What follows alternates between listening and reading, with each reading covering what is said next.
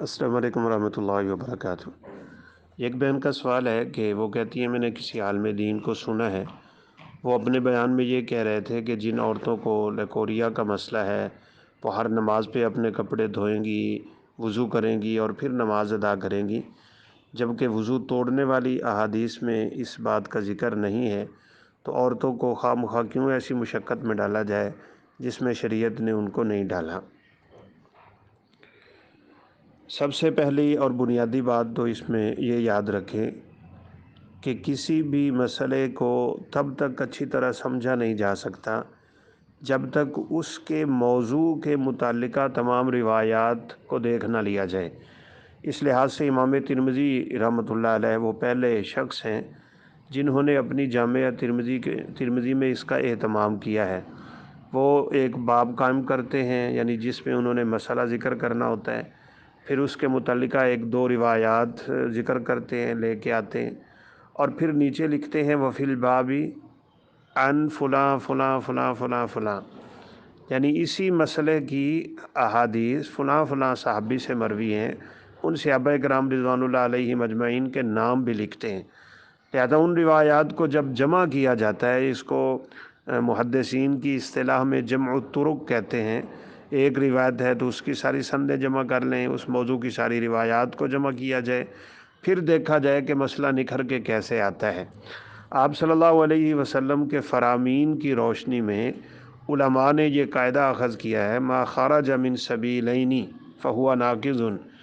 انسان کے پیشاب پخانے کے رستے سے کوئی بھی چیز نکلے تو وضو ٹوٹ جاتا ہے، اور یہ بات تو تقریباً تھوڑا سا علم حدیث رکھنے والا بھی جانتا ہے، ہوا تک خارج ہو تو وضو ٹوٹ جاتا ہے۔ تو اس لیے آپ صلی اللہ علیہ وسلم کے پاس ایک صحابی آئی تھی، حمنہ بنت جہش رضی اللہ تعالیٰ عنہ،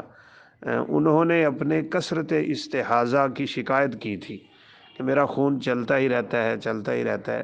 تو نبی کریم صلی اللہ علیہ وسلم نے انہیں یہی حکم دیا تھا۔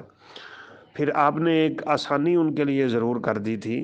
کہ اگر ایک ہی وقت میں تمہارے لیے نماز پڑھنا مشکل ہو، یعنی ہر نماز کو اس کے اول وقت پہ یا اس کے وقت پہ،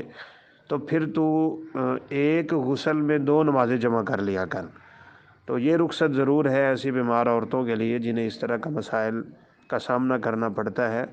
اس لیے یہ نہیں کہنا چاہیے کہ لکوریا سے خون یعنی لکوریا کا خون نکلنے سے وضو نہیں ٹوٹتا، وضو ٹوٹ جائے گا۔ سبیلین سے جو بھی چیز نکلے گی وہ کسی بھی صورت میں ہو، مرد ہو عورت ہو، بلکہ چونکہ یہ شرم و حیا کے مسئلے ہیں اور دین کے مسئلے میں ان اللہ لا یستحی من الحق، حق بات سے اللہ تعالیٰ بھی نہیں شرماتے۔ مرد کو اطلام ہو جائے مزی ہے، منی ہے، ودی ہے، عورت کا حیض ہے، استحاضہ ہے، اس طرح کی جتنی بھی چیزیں ہیں وہ وضو کو توڑ دیتی ہیں، لہذا عورت کو وضو کرنا چاہیے۔ سیدنا علی رضی اللہ تعالیٰ عنہ کثرت مزی کے شکار تھے، تو وہ کہتے ہیں کہ چونکہ فاطمہ رضی اللہ تعالیٰ عنہ میرے نکاح میں تھی تو مجھے سوال کرتے ہوئے بھی شرم آیا کہ میں آپ سے کیسے یہ سوال کروں، تو انہوں نے سیدنا مقداد رضی اللہ عنہ کو بھیجا تھا، تو آپ صلی اللہ علیہ وسلم نے پھر یہی کہا کہ ہر نماز پہ وضو کیا جائے اور کپڑے پہ چھینٹے مارے جائیں